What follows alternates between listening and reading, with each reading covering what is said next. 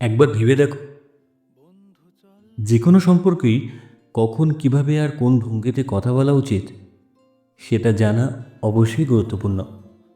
কিন্তু যখন আমরা ইগোর জন্য অথবা মন কষ্ট পাওয়ার ভয়ে চুপ থাকতে শুরু করি, সেই মুহূর্ত থেকেই সম্পর্কটা ধীরে ধীরে দূরত্ব তৈরি করতে থাকে। কারণ কথা বলা বন্ধ হয়ে গেলে মনে জমে ওঠে অনেক ভুল বোঝাবুঝি, আর আমরা দুজন দুজনকে ভালোভাবে বোঝার ক্ষমতাটা হারাতে থাকি।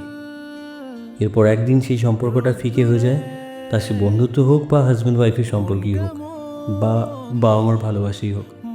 তাই সম্পর্ক বাঁচাতে হলে কথা বলতেই হবে। মনের কথা মনে আটকে রাখলে চলবে না। মনে যা ভাবনা জমে থাকে, যা অস্বস্তি বা চাপ তৈরি করে, সেগুলো তখনই হালকা হয় যখন আমরা সেগুলো ভাগ করে বলি।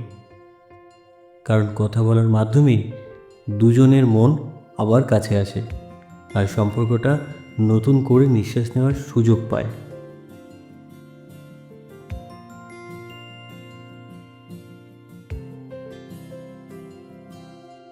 ফুট কড়াই অ্যান্টেনা, হাত চিঠি, হাফ প্যাডেল, আয়না।